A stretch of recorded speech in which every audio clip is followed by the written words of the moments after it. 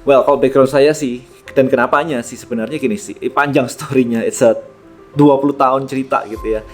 Saya jualan tuh udah lama banget. Jadi saya jualan itu sudah sejak SMA gitu ya, di tahun 93, 94 itu udah mulai jualan gitu kan, jualan CD games gitu. Kalau Anda baca buku saya dan Spider-Man Perfect itu kayak begitu. Nah, kemudian saya di tahun 99 saya mulai jualan suplemen fitness. Oke, jualan suplemen fitness dan itu jadi gede sampai hari ini gitu kan, jadi kayak gede banget gitu. Nah, saya udah pernah jualan barang fisik. Dan di tahun 2015 saya bikin kelas digital marketing. Saya jualan kelas gitu kan. Berarti saya juga udah bisa jualan kelas. MLM ikut juga udah pernah sampai ranking director gitu. Abis itu saya udah jualan banyak hal. Saya udah jualan macem-macem banget gitu kan. Nah, jadi di sini saya udah jualan banyak hal dan belajar digital marketing, dan akhirnya saya mengkombinasikan keduanya. Akhirnya itu saya merasa bahwa oh, ternyata pakai digital marketing untuk berjualan itu caranya kayak begini loh. Saya udah nemuin semua. Saya pernah jualan properti, bayangin 10 miliar, hampir 10 miliar dalam waktu semalam. Dan semuanya saya lakukan itu semua itu pakai list building waktu itu. Ya, saya MLM pakai list building, saya properti pakai list building, saya jualan suplemen juga pakai list building, offline juga ada gitu kan. Jadi saya udah ngelakuin semuanya, dan saya ngerasa bahwa kalau orang bisa ngelakuin hal ini, hal yang sama seperti yang saya lakukan kayak begini, harusnya jualan online tuh bisa kenceng banget. Nggak lagi kayak jualan kok susah banget laku dan sebagainya, itu harusnya nggak kesana gitu. Nah, kenapa saya build Rebelio? Karena saya pengen, ya bayangin aja, ngapain sih saya promosiin barang orang lain di luar negeri gitu kan, untuk dipakai orang Indonesia, kalau orang Indonesia sendiri bisa build sendiri dan dipakai gitu. Kan mending build our own gitu ya, supaya kita sama-sama bener-bener bisa, apa ya, buat saya itu kayak ngerasa ketika ngebangun Rebelio itu adalah sesuatu yang perwujudan dari selama ini perjalanan hidup saya. Habis itu mau saya jadiin sebuah produk sehingga teman-teman semua di sini itu bener-bener bisa pakai dan mendapatkan hasil yang sama. That is the goal sebenarnya ketika saya ngebangun Rebelio. Di kepala saya sih simpel kayak begini. Saya udah pernah bikin video saya sebelumnya, yaitu saya melihat bahwa zaman dulu orang transaksi, cerita saya tentang saya cerita tentang barter gitu ya. Barter itu kan ribet ya, mesti kita punya barang, kamu punya barang, abis itu kita tukeran gitu. Pernah ada sebuah cerita gitu kan, ada tukang sepatu, yang satu lagi tukang apel. Yang tukang apel pengen beli sepatu, dibayar pakai apel. Si tukang sepatunya bilang, aku nggak butuh apel gitu, jadi ribet. Akhirnya muncul yang namanya mata uang, duit dan sebagainya. Kita transaksi pakai duit. Abis itu kita masuk ke dunia online. Dunia online sih simpel ya. Dengan dunia online kita bikin namanya e-commerce gitu ya. Kita bikin toko online, kita bikin website gitu. Cuman nggak semua orang bisa bikin toko online. Yes, of course. Apalagi mahal gitu kan. Untuk bikin sebuah website, toko online pertama saya di 2004, kebayang ya, 4.000 US dollar. Itu udah berapa juta itu? Kalau kurs hari ini mungkin sekitar 60 juta hanya untuk bikin satu toko online. Dan nggak ada yang datang lagi.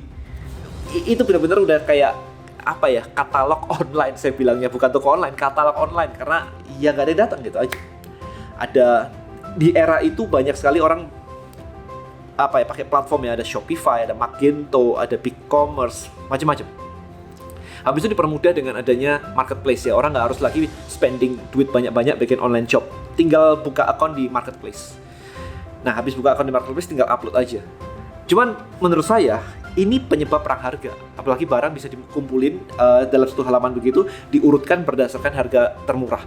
Ya of course akan terjadi perang harga. This is the problem gitu kan. Memang dimudahkan. Jadi dari satu era ke era yang lain pasti ada perbaikan dari era sebelumnya. Dari yang barter jadi punya mata uang kan jadi lebih enak tuh. Tapi apalagi nih di sini kita nggak bisa jualan jauh nih, kita nggak bisa jualan selain di lingkungan kita nih. Maka ada transaksinya diganti online. Emang enak online, semua bisa beli nih. Tapi problem berikutnya adalah nggak semua orang bisa memulainya karena mahal dan sebagainya, harus bikin website dan sebagainya. Maka apa nih yang berikutnya? Oke, ada marketplace. Orang gampang jadi ini semua kan, untuk memulai sebuah bisnis, mulai aja dulu gitu kan. Tapi problem berikutnya adalah muncul dengan adanya marketplace, yaitu perang harga. Maka what next nih gitu kan, selalu ada era-era kayak begitu. That is my vision.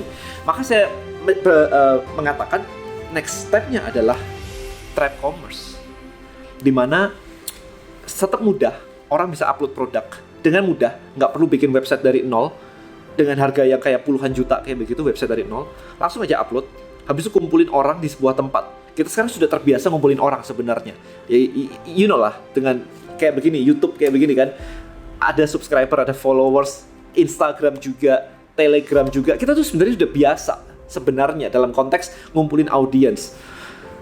Well, buat saya adalah nextnya adalah apa ya, kejadian hari ini kita ngumpulin orang kayak begini, kemudian kita bikin komunitas sendiri, kita bikin Disneyland sendiri, nah akhirnya jualannya jadi lebih enak. So that's the next thing.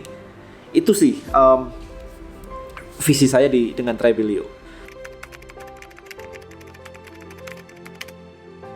Apa ya struggle-nya ya? Saya bukan orang produk, saya orang marketing. I know marketing since like dari SMP. Kalau saya mau beli komputer minta memori itu saya sudah biasa pitching gitu. Saya sudah bisa meyakinkan mama saya untuk belanjain saya beli memori supaya saya bisa main game gitu kan, upgrade komputer gitu. Saya biasa jualan gitu.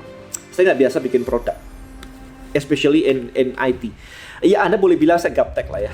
Saya nggak gaptek dalam urusan operational productivity for work, tapi untuk create aplikasi kayak begini, literally saya nggak ngerti apa-apa. Jadi buat teman-teman yang bilang saya gaptek nggak bisa, well don't worry, Anda nggak mau bikin Tribelio juga kan, Anda nggak bikin platform kan, Anda cuma pakai gitu kan. Jadi level gapteknya itu berbeda gitu. For me, it is my biggest challenge. Jadi saya ngerasa bahwa ini visi keren banget, tapi produknya belum solid, masih ada kayak kadang dibuka mati lagi, kadang masih lemot. Nah untunglah belakangan ini saya baru kedatangan tim-tim baru gitu ya, yang benar-benar bisa nge-develop sebuah produk, di mana mereka ngeliat bahwa wah ini banyak banget nih yang harus bisa diperbaiki dari Tribelio nih. Jadi sekarang saat ini per hari ini itu tim saya lagi analisa semuanya, audit semuanya, tim-tim yang baru ini lagi audit semuanya, kita mapping semuanya, kita mau breakdown semuanya, kita akan improve way better. Untunglah ya itu bantuan dari Tuhan sih menurut saya sih, ketika melihat tim-tim yang baru tuh join itu, karena ya that's my weakness. Iya, my background IT, bener, my background IT. Jadi background saya IT, tapi IT zaman dulu adalah bikin software akuntansi, bikin software pembacaan database laporan keuangan, kalau posting masuk database, that's it gitu. Bukan chatting, bukan social media, apalagi internet kayak hari ini gitu kan. Itu udah tahun 2000 something. Saya belajar waktu di IT tahun 96 gitu. Tahun 96 mungkin kayak sekarang bahasa pemrograman sekarang udah beda banget gitu tahun 96, right? Jauh banget. Jadi background saya IT itu cuma membuat saya mengerti bagaimana cara atau alur berpikir, and that's it. Bahasa coding dan sebagainya saya nggak ngerti sama sekali. My biggest challenge saat ini, kalau my biggest challenge dengan Tribelio, well, saya sudah mengalami proses ini 20 tahun lebih, ya kan. Jadi saya udah ngalamin dari awal banget, jualan itu sudah lancar. Habis itu udah belajar digital marketing kayak begini sampai hari ini, sampai saya bisa bikin kelas juga tentang digital marketing.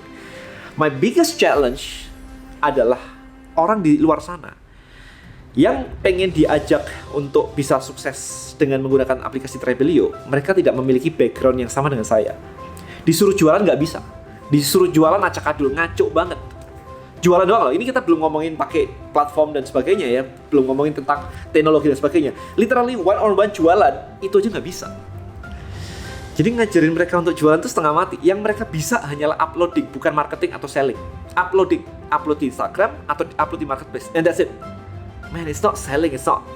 Kalau laku ya kebetulan laku gitu aja. Menurut saya kayak begitu. So my biggest challenge adalah ngajarin orang nggak ngerti supaya ngerti. Itu malah apa ya istilahnya? Mereka tuh malah komplain gitu. Lu ngajarin hal kayak begitu sih?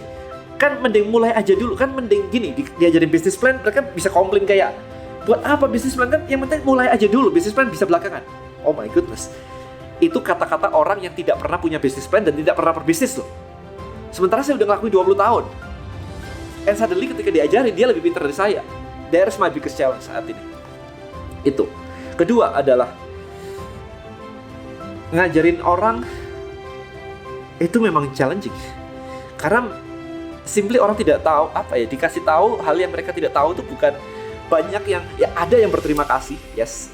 Luckily saya punya followers cukup bagus-bagus, cukup smart. Tapi begitu kita mau bawa ini ke tempat yang lebih luas, mereka simply gak bisa terima pemikiran yang lebih maju aja. Itu my biggest challenge ever for now. Diajak pinter, ngerasa dirinya lebih pinter gitu aja. Diajak, ini loh cara jualan ya. Bahkan kayak gini, kalau jualan jangan minta maaf. Saya bilang gitu. Kalau minta maaf itu kamu suddenly membuat posisimu lebih rendah. Lah kan kita harus sopan gitu kan. Ya jadi debat gak berguna gitu. Ya kan.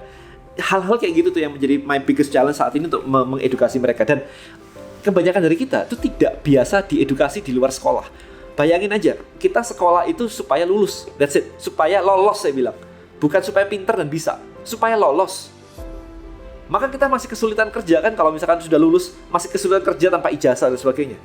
Padahal kalau misalkan Anda bisa punya skill, nggak perlu ijazah juga laku kok.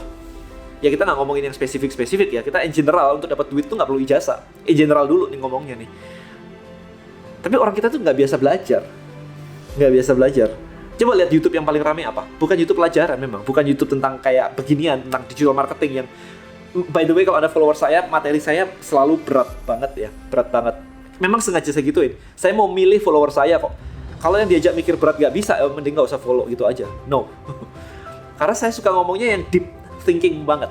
I'm a strategist by the way. Ngomongin marketing strategist itu saya suka banget gitu. Kalau ngomongin yang gosip-gosip itu saya nggak tertarik sama sekali, kayak wasting time banget buat saya. So, ya follower saya biasanya udah terbiasa dengan konten-konten saya kayak begini sih, yang deep thinking banget kayak begini sih, and I'm happy gitu ya. Saya tidak mau bersaing dengan si itu kok punya followers gede banget, si itu punya followers gede. I don't care, karena memang market saya niche. Ada yang bilang, Dan, marketmu dilebarin aja, ngomongnya dibuat yang lebih biasa, basic dan sebagainya. Kalau saya ngomong biasa demi market yang lebih besar, terus YouTube siapa yang ngomong tentang sesuatu yang lebih dalam?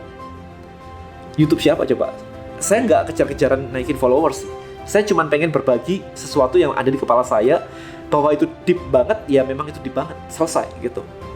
Apparently mulai banyak yang suka ternyata omongan deep kayak begini. So my biggest challenge sekali lagi adalah ngajarin orang untuk bisa pakai Tribelio di level paling basic aja. Itu juga nggak gampang ternyata. Karena orang, istilahnya orang lapar tuh butuh disuapin sampai kenyang dulu, baru otaknya bisa kerja untuk mikir gitu sih. Itu menurut saya.